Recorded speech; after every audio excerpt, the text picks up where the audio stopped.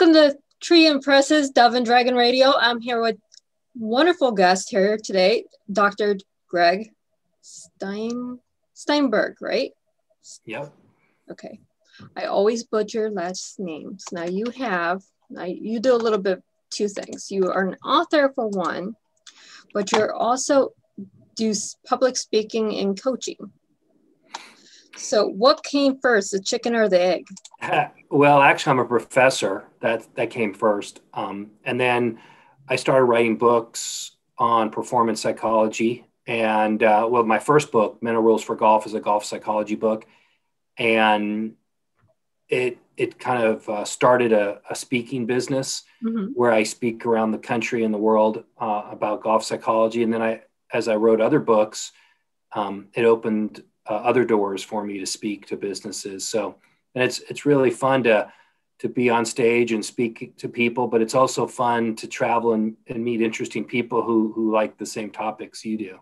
Right. So what is performance psychology? Well, it's a generic term. I think your listeners would know it more from what I say is positive psychology. And it's really about helping. If you look at the continuum of mental health, you have one side, which is anxiety and neuroses.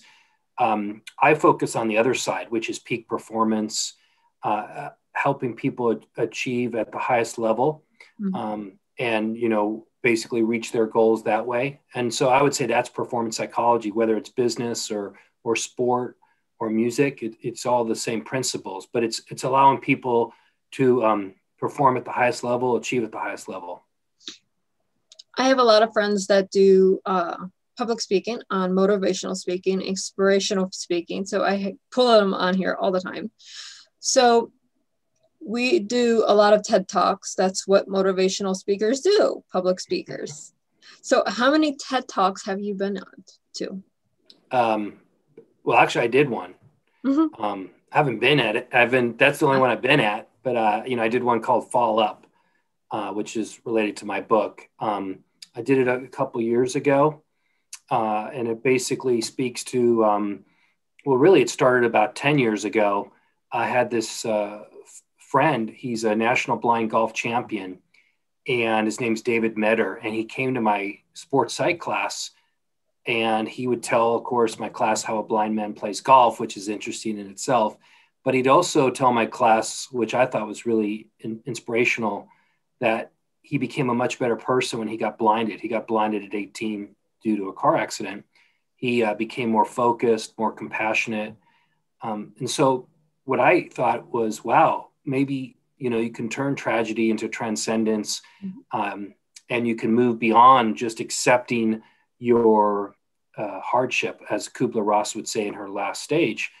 So I interviewed all these people throughout the world who said they had a tragedy, but because of their tragedy, they became much better for it. I interviewed a woman who lost a husband and a daughter in a Mumbai terrorist attack, but she started a peace movement in the Middle East. And what's amazing, as I interviewed these people, I discovered that they went through these 5 specific stages. And everyone went through the 5 stages in literally the same order, that the tragedy was a wake-up call. That's the first stage, like a slap in their face. They realized they weren't on the path they needed to be, and they must move in a new direction, which allowed them to develop a new mindset, which I call flip the switch, which is the second stage. And they began to believe that this tragedy really allowed them to see the world in a different way, and it was for a reason. So once they moved in a new direction and saw the world in a new way, they started releasing talents and strengths they didn't know existed, which is the third stage. They released their genius. And then ultimately the 4th stage is they found their life song, which is their purpose. But what was most interestingly is that the 5th stage is they made purpose a verb. Basically, they put their life song into action. And you see this all over. You might not know there were stages like this, but you see the father who loses a child due to cancer. I've been through every single one of those stages, so I know exactly what you're talking about. Yeah. People, it was amazing that once I started, I saw these stages from my research, I started seeing it everywhere. People like in books and in media personalities, they'll talk about it. I'm like, oh, those are the stages. So it was really fascinating for me to discover it. And then, I wrote about it in the book Fall Up, and I talked about it in the TED Talk Fall Up. Now, is Fall Up out right now? Yeah, it just came out a couple weeks ago. And I had my own experience, as we all did, with the pandemic. I had it on I wrote it a couple years ago, and I kind of put it on the shelf for a couple of reasons. And then when the pandemic hit, man, it hit me hard. Like, I got to get my act together. Life is too short. And that's why I basically got the book published. And it just came out. And it's a good time, of course, because, we're hopefully coming out of a dark period, and most people are going to see their life a lot differently, have that wake up call, and then ultimately move in a new direction. And the pandemic, hopefully for most people, will make their life better. Well, I took the pandemic as, okay, I have all this downtime, so I might as well learn a new skill. So what I do, I go back to school. I'm going through getting my law degree. Completely out of the ordinary from what I do for a living. It's not even in my wheelhouse, but it's just there. I have time. It's amazing. Might as well because learn we had something different. Yeah, and you had a lot of downtime and a lot of time to reevaluate your life and say, what could I do to become a better person? I think that's the tragedy to transcendence moment for most people, is that the pandemic allowed them to reevaluate their life, and most people like you move in a new direction, a better direction, not a better direction, but a growth direction.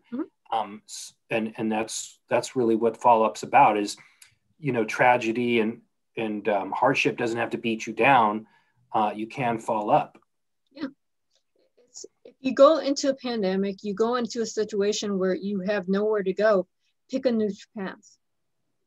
I mean, I've been there 3 times already now. 28 years old, had 2 strokes and brain surgery. Had completely turned my life around. So what I do, start writing books. Well, now I'm doing businesses, doing these shows, have my radio shows on the side, plus now I'm going to law school. So you constantly learn. Yeah, so you're part of the community of Fall Up. I mean, I would have interviewed you for the book if I connected with you before. There's so many people like you that had a serious hardship, and because of that, they transcended. They had transcendence. Right. I call it transcendability. That you become better for it. But ultimately, the book and the talk is that you don't have to have a tragedy to have transcendence. You don't have to have a tragedy to make your life song a verb and put it into action. The initial stage must be your wake up call. Once you realize you're not on your path, and you realize you're not as happy and content as you should be, then you have to move in a new direction. But it all starts with the wake-up call. And for whatever reason, the tragedy stimulates and it slaps you in the face and it gives you a wake-up call. Yes, it does. I mean, a lot of us, we wait until we can't keep doing what we're doing. And for a lot of people, it's too late. They're in their 50s, 60s, 70 years old. Now, Colonel Sanders, what I believe, was 70 years old when he did KFC. So it's never too late, but they perceive it as being too late in life. Well, actually, I read that story. He was already doing, I think, it was in Kentucky, and he was already doing like a market on the road.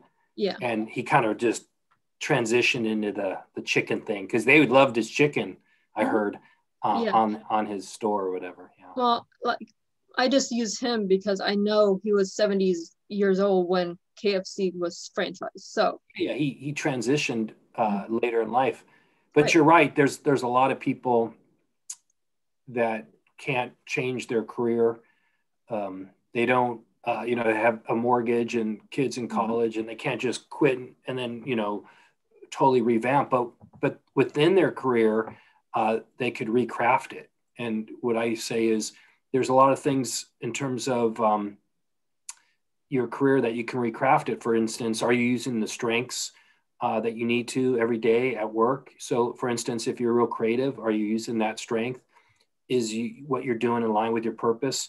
I think if you want to stay in the career that you have, if you recraft it, then you can find your niche, find your life song. That actually what happened to me is I was a professor, but I wasn't being as fulfilled as I should be.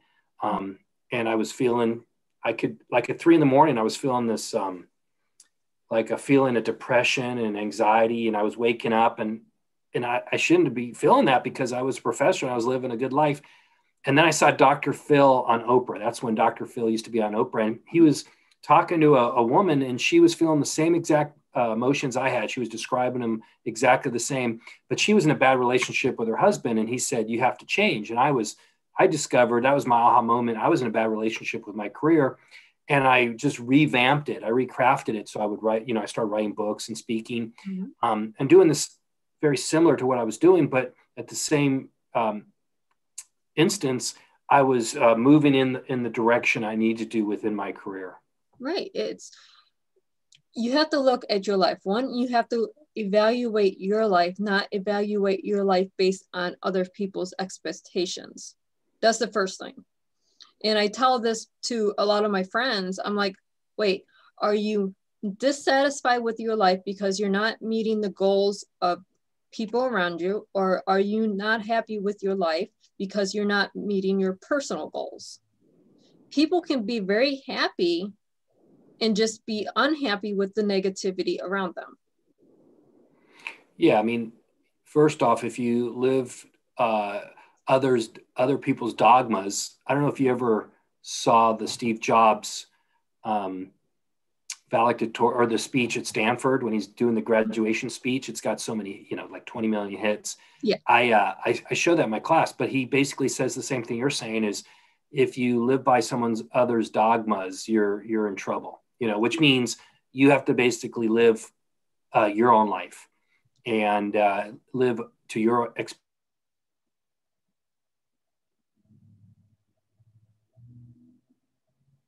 No, I think we lost you for a second. Expectation. Yeah, we cannot keep going. And then once you figure out your expectations, your dreams, your goals, what are you good at? What path do you need to go on to? It's a personal thing. It's not a mom and dad said this, so I have to do it this way. No, it's a personal thing. And I do this with my daughter. I'm like, you're a terrific writer. I love your stories. You're my little Stephen King prodigy. But at the same time, I'm not going to force you to be a writer because you're going to end up hating it. Do something that you love doing it in your way. Well, I think if you look at positive psychology, we talked about that earlier. One of the tenets of positive psychology is if you use your strengths on a daily basis, you're going to be happy. And Martin Seligman, who's basically the founder of positive psychology, that's kind of one of his main, I would say, statements that he always uses. Use your strengths on a daily basis, you're going to be happy. Now, of course, you got to find your strengths. There's certain assessments you can do for strength finders, but we pretty much know in a lot of cases what our strengths are, because what your strength is it's easy for you, and you think it's no big deal, but it's hard for other people, like writing. Some people can't write, but if your daughter can write really easily, that's a huge strength. And if she could use her strength, she doesn't have to be a professional writer. Maybe she just needs to use her writing strength somehow in her career choice, because that's going to be easier for her, and she's going to be good at it and therefore more content. Right. And we see this, it doesn't matter if you're a industry professional in media, it doesn't matter if you're a sports professional or a person working at McDonald's. If we all have our strengths. Some are born leaders, and if they're not in a leadership role, they're miserable. I'll tell you that right now. I was working as a crew member at several places. If I wasn't in a supervisor role, I was miserable. I know what makes me miserable. Some people like to be leaders. I don't. I'm like the person that says, you do it. You're mature, just go do it. I don't want to be a leader. I don't want I want to lead by example, but I don't want to basically tell you what to do and supervise you, you know. But everybody's a leader. You know, my friend wrote a book called "You Don't Need a Title to Be a Leader." But what that means to me is everybody's a self-leader. You know, you have to be your own CEO of your life, right? And lead and motivate yourself and inspire yourself. And that's what we're talking about today. But, you know, the idea is that you could say, well, I'm not a leader. I don't have leadership potential, but you must be your own leader, a self-leader. And then you're going to be happier and more successful. Right. I had a friend. Now, if you would have met me 4 years ago, I wouldn't be this outgoing, as outspoken, and I certainly would not be on camera. But they were like, you have 10 seconds when you first wake up in the morning to decide if you're going to have a good day, a bad day, or if I just hate Monday. The first 10 seconds when you wake up defines your day. Now you can redefine your day every 10 minutes. So that's part of what I incorporated. And then once you incorporate that into your lifestyle, then you start seeing, okay, am I happy in whatever I'm doing as my path? Is my path fulfilling every 10 minutes or every day?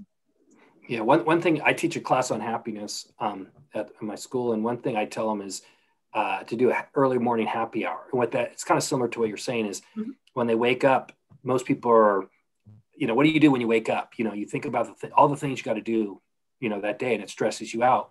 But if you wake up and think about 3 things you're grateful for, it puts you in the right mindset, like you were saying, and puts you in the right mood. Because you can easily wake up and be thankful for the day, right? Just that you got up. Right. But the idea is that, you know, it's all about the mindset. When you wake up, you can be stressed out, or you can, you know, be content and happy. Exactly. It's people ask all the time, how do you get up when you have all this negative around you? I'm like, I have been close to death 3 times. I'm thankful for being alive. So when you have that mindset that, hey, you're faced with your mortality more than once, you go, okay, I'm alive today. It's a good day. Yeah. I mean, you had what I talked about in Follow Up. You had the wake up call. That you know, the wake up call is you realized how the essence of life is being appreciative of every moment. And when you have that, you are not only content and happy, you're productive, which is real important. You know, I think a lot of people like to get distracted and they don't want to face their life, and they don't, you know, they're not as happy as they are. So they just go out and do things that distract them from answering the big question is, you know, I'm not on my path, and why am I not? That creates a lot of anxiety in us. But the essence is that once you answer that question and you struggle through that answer, and once you gain that path, you're going to be a lot happier and more content. And again, you know, you answer that because your tragedy allowed you to, but the point is that everybody needs to answer that, whether you have a tragedy or not. Well, I kind of knew my path before tragedy happened. I just didn't think I could pursue it. That was a difference. It wasn't until I couldn't do anything but pursue my path that I changed. Yeah. Well, I can see that. What do you mean by you could do nothing but your path? Well, at the time I had a marriage, a young daughter. I had to work continuously where I was just to pay the bills. Well, when tragedy happened, now I can't do anything but sit in the house. I can't make money from sitting in a chair because, you know, I can't move. So now I'm writing because there's nothing else to do. Right. Yeah. So it forced you, but you found what you were good at. Right. It made you, it gave you constraints, but the constraints allowed you to discover a new pathway. Yeah, it literally put me in a chair and said, hey, you're going to write because that's going to kill your boredom. Because the first 3 months of watching TV and playing video games gets old really quickly. Yeah. Well, what's interesting is we know not only does it get old, it actually can depress you.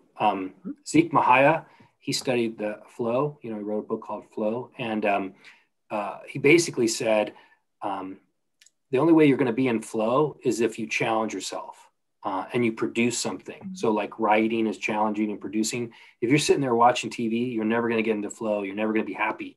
The only time we're really in flow is that we are challenging ourselves. We're meeting that challenge. There's a lot of pressure, and we usually produce something. Right. It's when you're backed in the corner, that's when you're the most productive, usually. Because what do? You have that fight or flight mentality. You either fight and be productive, or you take flight and run away. Well, if you're running away, you're never going to be happy.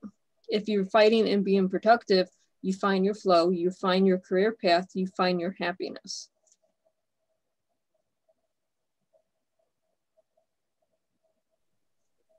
They do things to distract them.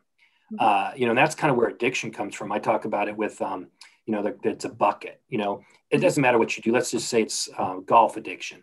You keep on playing golf or exercise, but your bucket has holes in it. The only time your bucket's ever going to be full is if you're on your path and you're doing stuff that is your true purpose. You're basically making purpose a verb. Then your bucket stays full. Otherwise, you're always doing things to distract yourself because your bucket will never stay full. Right. Are we on our path today, or are we just on a path that is leading to nowhere, into circles? My grandfather used to use that analogy all the time. Are you running in circles, or are you actually on a path to go somewhere? Right. And it's important. But the other thing is, a lot of people don't know their path, and that's where you have to ask yourself, what are my values? What's my true strengths? What are, my purpose? And almost, maybe write a purpose statement. And then once you could kind of align to those three factors, you're not going to start running in circles. You're more going to be on the path that you need to be. Right. You can write a business plan for your life that starts with your mission statement. What is your mission statement? Your purpose? What do you see yourself doing? Now, you don't have to stick to it because it's not a real business, but it gives your mind a challenge to see where you want to be. Exactly. But, I think the secret to all this is, though, you have to be aware of your contentment. Some people have disregarded their feelings, have disregarded their anxiety, and they just go through life being distracted because they don't want to answer that question. And that's where the tragedy comes into play, is it makes you answer that question. Mm-hmm. You can't distract yourself anymore, and you eventually have to answer up. And that's, where the follow-up principle comes from, is it makes you go through those stages. And hopefully what we're talking about will be a wake-up call for some people. But, what's interesting is it doesn't have to be a tragedy. Sometimes it can, we talked about that feeling at night mm-hmm. That I had, and, basically it made me change direction. Your physiology will call you out. And what I mean by that is, if you're not on your path, you intuitively know it. If you're not content, there's no amount of distraction that can get rid of that. It. And once you accept that, then you can move in the right direction. Right. It's a gut feeling that we often ignore. Now, I've been told women have this feeling more than men, but I don't think that's accurate. It's just we listen to it more than men. But yeah, I mean, I think women are more in tune with their emotions because they like to speak about their emotions a lot more than men. Mm-hmm. The brains are different. That we know, like if you take an MRI brain scan of a man and you show him emotional stimuli, there's not that much activity. But if you show a woman the same pictures, there's a lot more activity. So women's brains are set up to be more emotional in the sense of expressing emotion. So I think they're going to probably have the wake-up call a lot easier than men. Mm-hmm. But we all feel it, and it's all physiology. It can be, okay, you're not listening to the chest pain, the shortness of breath, the anxiety you're building. So we're going to escalate that emotion or that physical response. Now your health is declining. Now something else is going on wrong that you need X, Y, and Z medicine. And the truth is your body is telling you you're not on the right path. You're causing yourself anxiety. You're causing yourself physical pain at that point because you're not on your right path. Exactly. Yeah. And I think what you're saying is the initial part is going to be a very discomforting feeling, but the long term, it's going to be way more rewarding. And some people don't want to start with that discomfort, but the idea is there's no growth without discomfort. No, I mean, everything that we want in life is not easy. If it was easy, it wouldn't be challenging. It would not be rewarding. If you take the shortcuts, what fun is that? Yeah. Well, some things are easier, but when they're really easy, I think when it's really easy for some people, certain things like sport, they don't appreciate it as much. But when they put the work in, then they appreciate it more. So that's always fascinating to me is, I've been around a lot of great athletes and it comes so easy to them, so they don't appreciate it. But the ones that took a lot more work, they're more appreciative of what it took to get there. And usually the ones with less talent achieve higher because they're putting more work into it. It is the more work you put into something, the more rewarding it is to you. It doesn't mean it's going to be rewarding to Joe down the street, but it's more rewarding to you. It's your personal goal. Exactly. Yeah. The more work you put into something, the more reward. And that's the way life works. Right now, if you're not on the career path you want, well, it might take a lot of work initially, but down the road, it's really rewarding. I tell my every class I teach, that your only goal in college is not to graduate. It's not to, get a better education, even though those are important goals. Your main ultimate goal is to set yourself up so at 40, you have a kick butt life, that when you wake up, you're like, wow, I get to go to work. This is great. And I know that sounds a little corny, but think about the opposite. You're 40 and you're like, hate your job. How terrible could that be? Exactly. And the work you're putting into now as a college student is a lot of work. You got to make a lot of choices. You got to decide what you're going to do, and you got to commit and not commit, and you got to figure out, and it takes a lot of work and soul searching, but that work pays off down the road. And if you don't do it now, when you're 40, you're going to regret it. On the flip side, you can be 40 and go back to school because now you're realizing you should have did it when you were 20. Right. But like you said, it's really hard for a lot of people. It is. Especially if you have a career, mortgage, kids in college or whatever, it's hard to change. So that's why your goal in college is to set yourself up for a kick butt life, so that when you're 40, you don't have to make a career change. That but finding what your path is, discovering what your true path is one of the hardest questions a college student can ever ask. But what I always tell them is you got to make a choice. And then once you make a choice, you can decide, that's not right, but don't not make a choice. Always make a choice and then say, that doesn't work. And then, and know that, hey, if you got to stay in college an extra year, that's okay. As long as you're setting yourself up for a great life, that's your ultimate goal. Yeah, because, I had scholarships for culinary arts. I love to cook. I hate being in a kitchen cooking for mass people. So why was I in culinary arts? That wasn't my path that I should have been on. I love writing. So what do? I write the cookbooks. I have the experience through school to do the recipes. I know how to follow directions. But I like writing. So it's all related, but It's not. Well, you use that strength of cooking to go kind of recraft. But also, if you think about it, cooking is an art form, and you were using that as an art form. You just didn't realize it wasn't the art form you wanted to envelop your life with, but it was part of it. Yeah. So that's back in the 20s. Now I'm almost 40 and I'm going to law school because I need a different focus. But I love learning. I just like learning, period. It doesn't matter what I'm learning. I have a doctorate in mesophysiology, so, or metaphysics. It's like, okay, I just learned it because I wanted to learn.